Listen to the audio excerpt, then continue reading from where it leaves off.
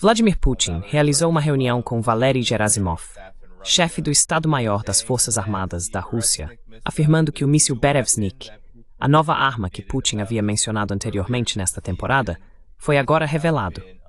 Trata-se de um míssil movido a energia nuclear com alcance ilimitado. Putin e Gerasimov afirmam que esse míssil pode escapar de qualquer sistema de defesa antimísseis atualmente existente em qualquer lugar do mundo. Dada sua experiência em diplomacia e assuntos militares, por que a Rússia está apresentando isso agora? É para enviar alguma mensagem específica?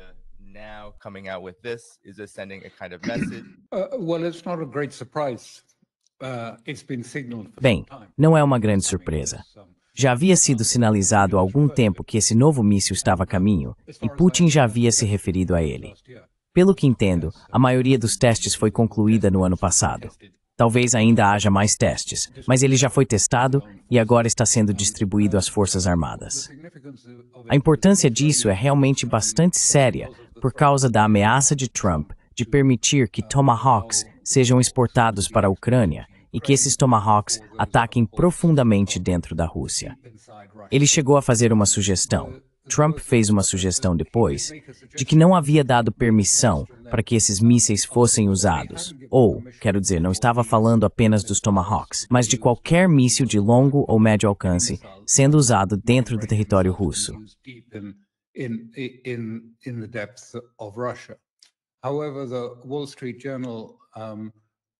No entanto, o Wall Street Journal, de forma incomum, contestou Trump nesse assunto.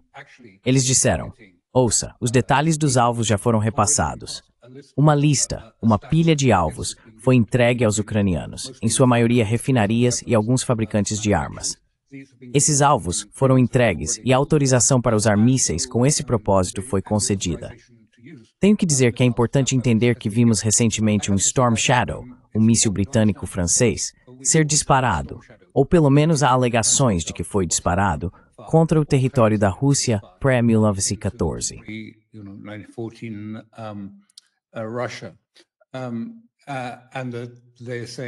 E eles estão dizendo que isso é, você sabe, o uso de um míssil em profundidade no espaço aéreo da Rússia.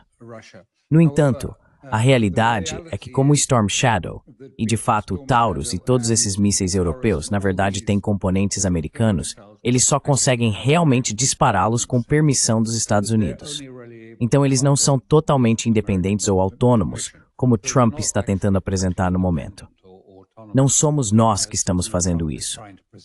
Não estamos fazendo nada. São os europeus. Eles vão comprá-los de nós. Vamos enviar as armas para eles. E o que eles fizerem com elas, quem sabe, talvez as enviem para a Ucrânia. Não é bem assim. Não é nada assim.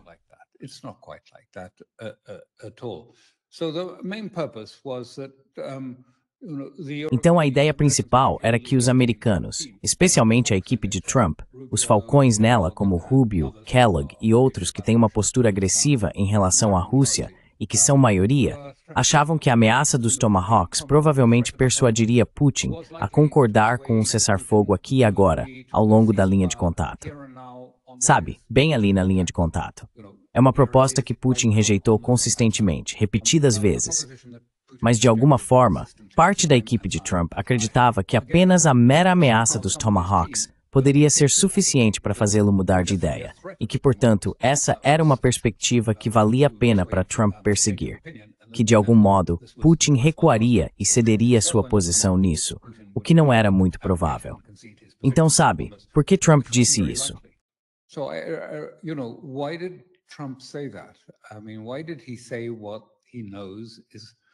Quero dizer, por que ele disse algo que sabe que não é aceitável? Witkoff já teve 5 reuniões com Putin e em todas elas trouxe de volta a mesma mensagem. Bem, precisamos pensar sobre o que está acontecendo com isso. Então, em resumo, isso pretende dizer a Trump e sua equipe: olhem, se vocês acham que tem vantagem sobre mim ameaçando com Tomahawks, esqueçam. Porque se quiserem jogar esse jogo, podemos jogar de volta e podemos fazer melhor. Temos esse míssil movido a energia nuclear, que pode voar em baixa ou alta altitude e será quase impossível de interceptar. Então, querem atacar algum lugar na Rússia? Podemos estar que esse tipo de alvo e vocês nem saberão de que rendição ele virá.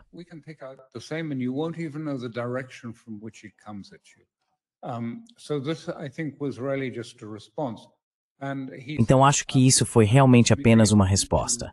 Ele enviou Dmitriev a Washington e teve algumas reuniões com autoridades dos Estados Unidos. O que ouço da Rússia é que Dmitriev é bastante confiável para Putin. No entanto, na situação atual, mesmo nessa viagem aos Estados Unidos, ele não pôde fazer absolutamente nada. Dmitriev concluiu em seu relatório que o sentimento anti-russo no establishment americano é simplesmente forte demais, e restam muito poucas figuras realmente independentes por lá.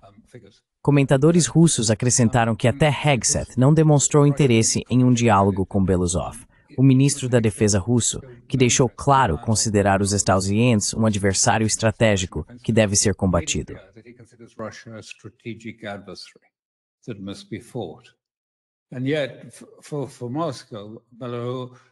E ainda assim, para Moscou, Belousov era visto como alguém que realmente poderia desempenhar um papel positivo na situação atual, na visão deles. Mas isso não vai acontecer. Então a missão de Dmitriev era descobrir se Trump havia sido completamente cooptado pela turma da OTAN, dos neoconservadores e dos europeus. E a resposta, ao que parece, é sim. Acho que o que estamos vendo ali, ampliando um pouco a partir daquela discussão sobre mísseis, é a percepção de que todo esse esforço para estabelecer uma relação entre a Rússia e os Estados Unidos, uma normalização política e diplomática entre os dois países, praticamente fracassou, pelo menos no futuro previsível.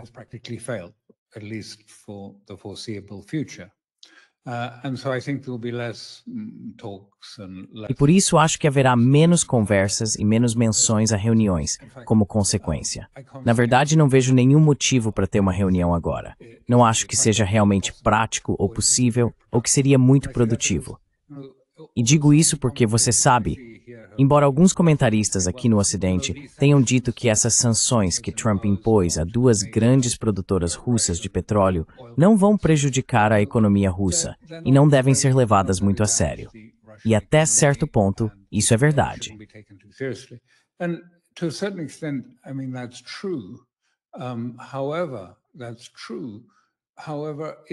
No entanto, isso é verdade.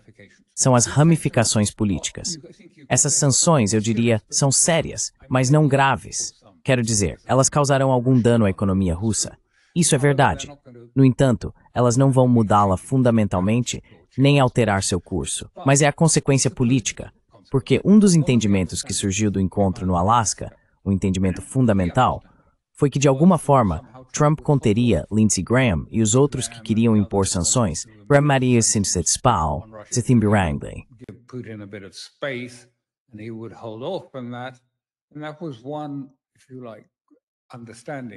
e essa foi uma, por assim dizer, compreensão.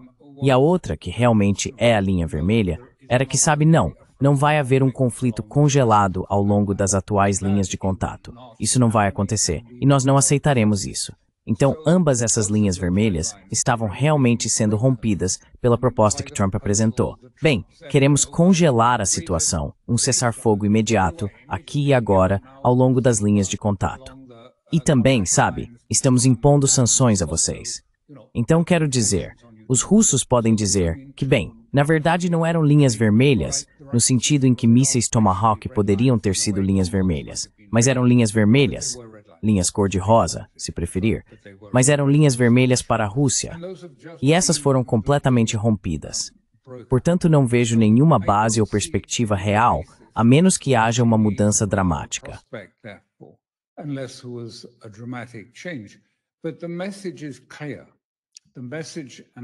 Mas a mensagem é clara. A mensagem, e os russos entendem isso, é que quando Trump propôs essa ideia, a mensagem veio do fundo dos Estados Unidos, dos setores de dinheiro obscuro do país. E eles disseram, não, você não vai normalizar as relações com a Rússia. Isso não está nos planos. Você não pode fazer isso. Então ele teve que, e dava para ver pela rapidez, ele teve que cancelar, assim de repente. Todos nós achávamos que ia seguir adiante, e de repente não, foi adiado. Não, foi cancelado. E acho que é isso, por enquanto. E como eu disse sobre Dmitriev, a mensagem com que ele voltou foi que parece que Trump não tem autonomia. Quer dizer, ele pode falar, pode dizer coisas, pode dizer, sim, seria maravilhoso, há muitas perspectivas econômicas, mas na prática, ele consegue concretizar um acordo político?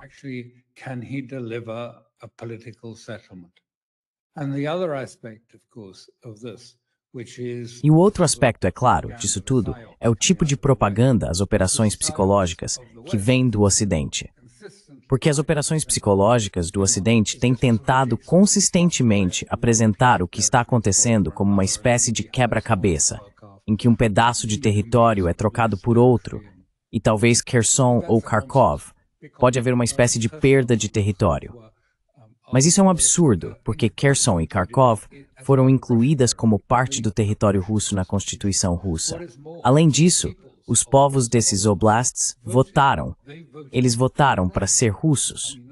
Quero dizer, é isso. Ponto final.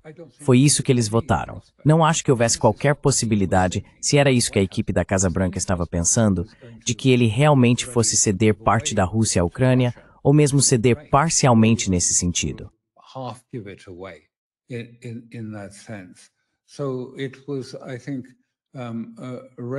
Então, acho que realmente não era o caso. E essa conversa, sabe, de que a Rússia está em apuros e de que Putin está em apuros, é igualmente apenas propaganda do Ocidente para tentar enfraquecer Putin entre seu próprio povo. Claro que há frustração. Claro que, até certo ponto, as pessoas gostariam que a guerra avançasse mais rápido. E há naturalmente divisões de opinião. Se é melhor desativar o sistema de energia, atacar a logística, os suprimentos e os trens, ou simplesmente esperar e completar o cerco, o que eles agora fizeram. O cerco de 10.000 soldados ucranianos, tanto em torno de Pokrovsk, quanto nas áreas adjacentes a Pokrovsk. Então, 5.000 em um ponto, 5.000 em outro, 10.000 soldados ucranianos. E eles receberam a escolha, ou se rendem ou serão destruídos. Either surrender or you will be destroyed. And at the moment I saw that the Russians are saying they're proceeding. No momento, vi que os russos estão dizendo que estão prosseguindo com a destruição, porque, como de costume, acho que Zelensky disse que não haverá retirada. Então há uma grande mudança em campo, e a forma tática de agir é um debate razoável. Sabe, é uma discussão válida na Rússia. Deve haver uma ação mais rápida em terra, ao redor das fronteiras com o Dnieper, ou mais ações contra o fornecimento de eletricidade e gás? Quero dizer, quem sabe? Só as pessoas no terreno podem realmente dizer isso. Mas quando estive em São Petersburgo, não faz muito tempo, alguns meses, talvez uns 3 meses, as pessoas foram muito claras. Não estou falando das elites ou dos militares ou algo assim. Apenas, sabe, São Petersburgo é o tipo de coração liberal da Rússia.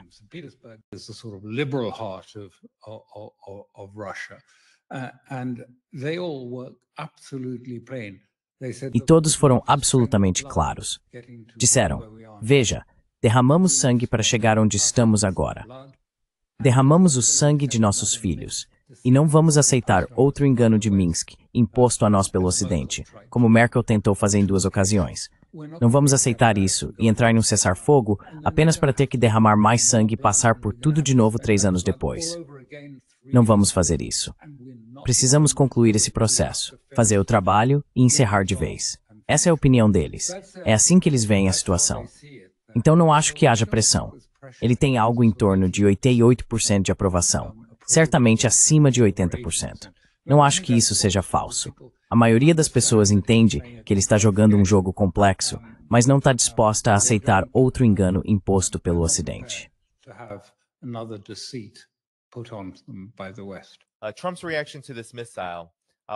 A reação de Trump a esse míssil, vou ler apenas alguns de seus comentários. Ele disse que eles não estão brincando conosco. Estas são citações diretas.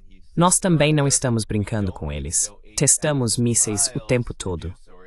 E ele acrescentou, não precisamos ir a 8.000 milhas para fazer isso, ou 8.000 quilômetros, referindo-se à ameaça dos submarinos nucleares, sobre a qual já falamos no programa antes, alegando que há submarinos nucleares dos Estados Unidos na costa da Rússia. E claro, ele continuou zombando de Putin. Disse que uma guerra que deveria ter durado 1 semana já entrou em seu 4º ano. em breve, o quarto ano. Isso é o que Putin deveria fazer em vez de testar mísseis. Há uma minimização de tudo o que a Rússia faz no campo de batalha, mas em particular dessa tecnologia de mísseis, o que parece ser talvez um erro, ou talvez intencional. O que você acha?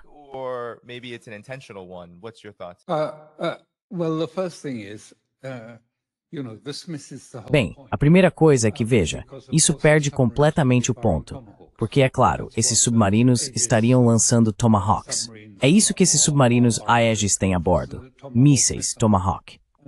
E toda a questão aqui era Putin enviando uma mensagem a Trump, que se você cruzar fronteiras, uma linha vermelha irreversível, uma vez que comece a lançar mísseis Tomahawk profundamente dentro da Rússia, isso muda completamente as possibilidades de qualquer tipo de engajamento entre a Rússia e os Estados Unidos.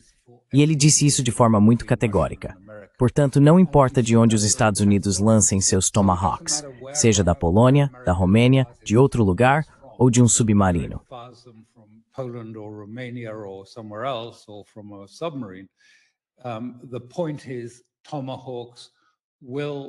A questão é que os Tomahawks realmente destruiriam qualquer possibilidade de uma, digamos, solução política com a Rússia. Agora, o outro ponto é claro, que ele está tentando ofuscar. Compreensivelmente, porque é um tanto embaraçoso para os Estados Unidos, é que nenhum outro país possui, digamos, um sistema de energia baseado em energia nuclear, propulsão para mísseis. É a primeira vez que isso é feito. E isso significa que ele poderia dar a volta ao globo, simplesmente pairar e depois avançar de qualquer direção, norte, sul, leste ou oeste. É algo que muda o jogo, porque é improvável que os Estados Unidos realmente tenham mísseis capazes de destruir esse. É algo que muda o jogo.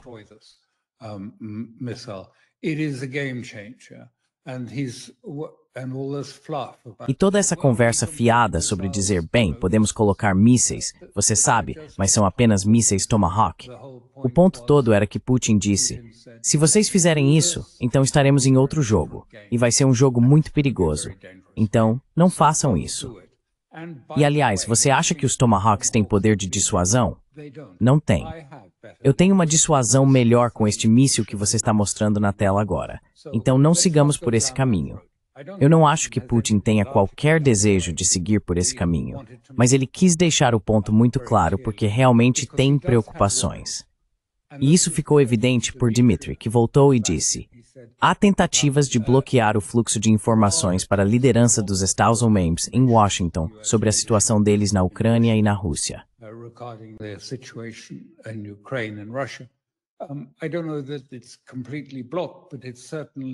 Eu não sei se está completamente bloqueado, mas certamente há um conflito. Por um lado, a CIA afirma acreditar que Putin está interessado em uma solução política, não necessariamente um cessar-fogo, mas que ele tem interesse em conversar e manter um diálogo político com os Estados Unidos, se não sobre a Ucrânia, então de forma mais ampla, sobre questões como armas nucleares e tratados START e assim por diante.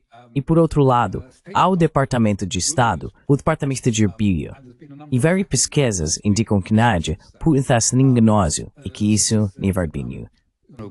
Putin is deceptive and this is not true. He's no interest and has no desire to have. Ele não tem interesse nem desejo de participar de uma discussão política. Eles enquadram isso em termos de ser baseado em um acordo para congelar o conflito nas linhas atuais, linhas de conflito. E nesse sentido, é real, é verdade. Mas não é verdade de forma alguma que Putin não queira conversar. Ele disse repetidas vezes que está aberto à diplomacia. Mas eu realmente acho que estamos em uma nova era agora, uma era diferente. Qual é o sentido de conversar com Trump se ele não tem autonomia, se ele não pode comprometer os Estados Unidos com o que quer que seja proposto, porque não vai ter permissão para isso? Quero dizer, qual é o sentido de levar isso adiante?